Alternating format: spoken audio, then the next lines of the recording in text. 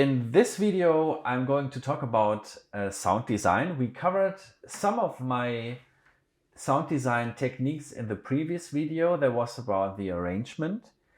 And this time we are going to talk a bit deeper about sound design techniques.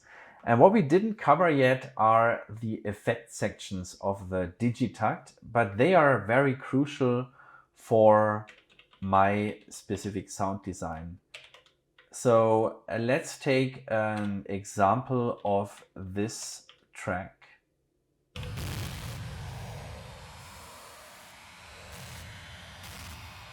You hear that there's a lot of stuff going on with the sample itself, but I added a lot of reverb and delay. And if you're familiar with this concept, the Digitakt works with send effect channels. And that means we have to configure the reverb and the delay effects once, and then we can send a specific audio track to this effect channel and tell him how much we want to apply to this track. And we do that by pressing function and reverb. We're gonna get to the reverb settings, and we can modify the following settings. So if you're setting this pre-delay to a high value, the delay starts delayed, or it's getting a pre-delay after the note is being trigged. With this sound, we are not going to hear that, but maybe we hear that with this sound here.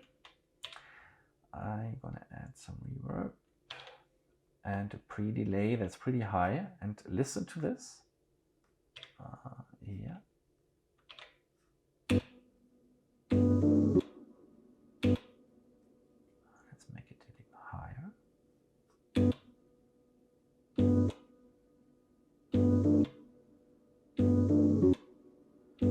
You hear that the reverb starts a little later than the actual trick.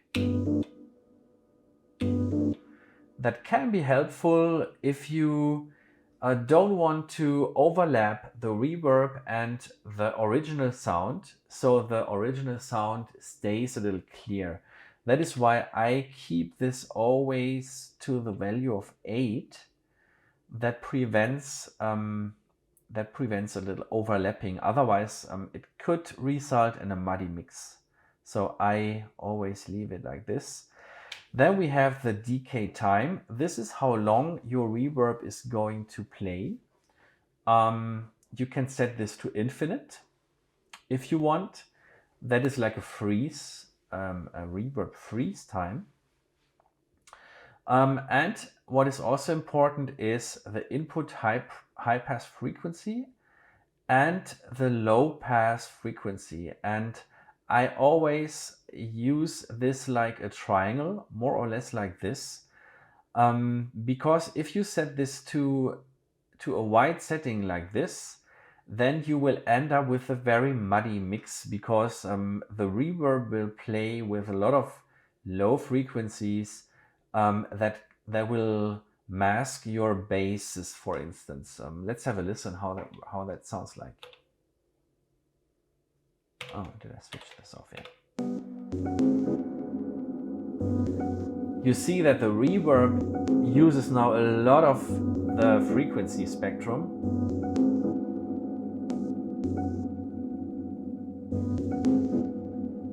And if I switch on the kick is now more or less invisible. But if I turn this up and down and sharpen this frequency a little bit, the bass, the kick sound gets now much more present in the mix. So this is something I really encourage you to set in the right way before you start working, because this is one of the reasons why many mixes are they get pretty muddy. You can set this reverb to post compression or pre-compression. I will talk about the compression in a bit. For now, we leave it in the post in the post compression. You can set the volume of the reverb mix by turning this down.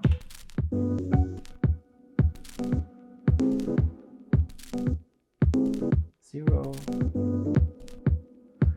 And you can modify the shelving frequency. This is really something you have to try out with your tracks. It depends on what sounds you're using. I usually leave this in the middle of something. So this is a setting of the reverb. This is something I do when I start working on a new track. This is one of the first things I do. The same applies to the delay page. Press function and delay, or press function and filter, and then you come to the delay page. I think you know these settings. I can set the delay time. I can turn on the ping pong effect. This is usually always turned on in my tracks, and I always use this stereo width all the way up. So it really gets something moving. The feedback is always pretty high on my tracks, but be careful with that when you start to modulating when it starts to self-modulating the reverb and the delay sounds, you can end up with a pretty harsh sound. Sometimes it's a little dangerous. And once more, the feedback frequencies are set to a small amount or a sharp shape. So I don't get problems with the other elements in my mix. Let's have a listen. I'm going to mangle this a little so you hear the differences.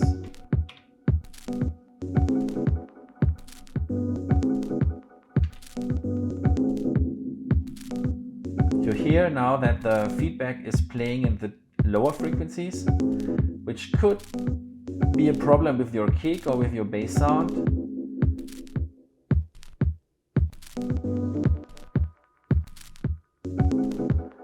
So I usually let this playing in this area, and you can also add some you can send this effect to the reverb, or you can add a little bit of the reverb channel. That is an advantage while you're performing and you turn on the delay. You also turn on the reverb with only turning one knob, or turning on one effect at once. So these are the effect settings that I usually use. But again, this is really very up to your style of music. You can try to work with very short delay times of 1/64.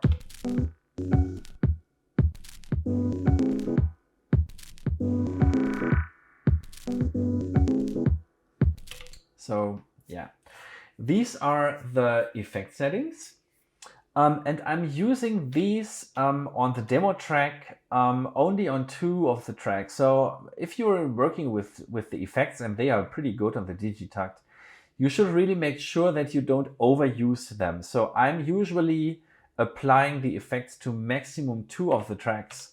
Otherwise, you will end up with a very muddy mix if you overuse those effects. And on my demo track, track number 1, 2, 3, they are completely dry.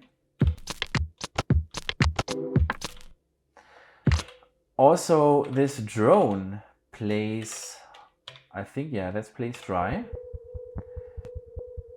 Normally, drone sounds, in my opinion, they don't need effects.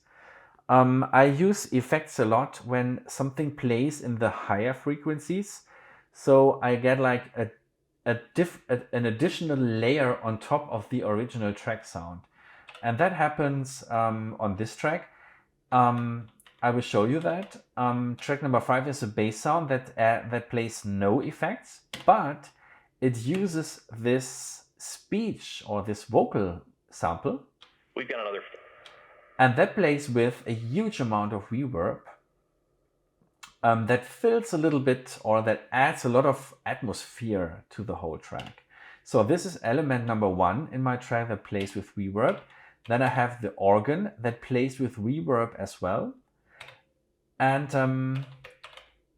And this was not reverbed. I just turned it up for demonstration purpose. Those are the two tracks that use reverbs a lot.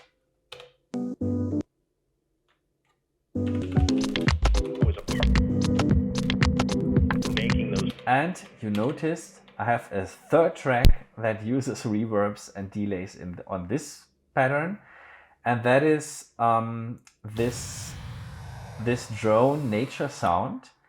And I added delay and reverb because the bit reduction is modulated with this random waveform, and by adding those effects to this track, I get a very interesting sound that plays in the higher frequency of this, only of this track, and the bit reduction sound benefits from these settings a lot, and you hear that the bit reduction sound gets a lot of delay and overlaps this drone sound.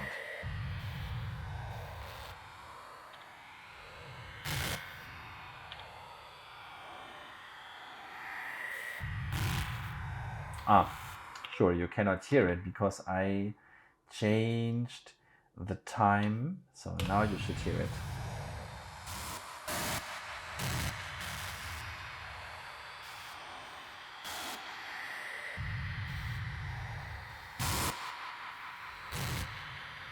I think you can hear that pretty clear. So yeah, this is how I use the effects on my tracks. And I just noted that there is a compression on the Digitakt as well. You can open that page by pressing Function and the Master button here. If you press it twice, you open a mixer where you can adjust the volume of each of the tracks. If you play it once, you come to the compression page. And I will talk about the compression in another topic, in another video. What you can do with this compressor is you can add like sidechaining by adding a sidechain source to this track, and by compressing the whole output signal of the Digitakt. And for instance, you could add like a little gain or a makeup gain with this knob. And I told you that you can add a post or a pre compression setting to the reverb. That means that the reverb is applied after you compressed the sound or before. And that means that if you're using a sidechain effect, let's say I have the kick is on my track number 1.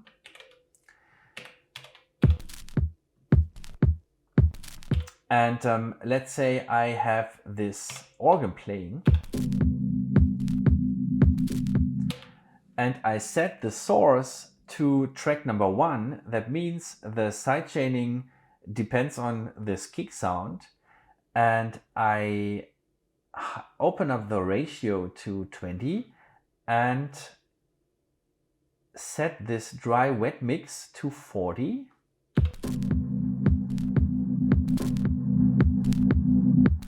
You see that the sound starts pumping.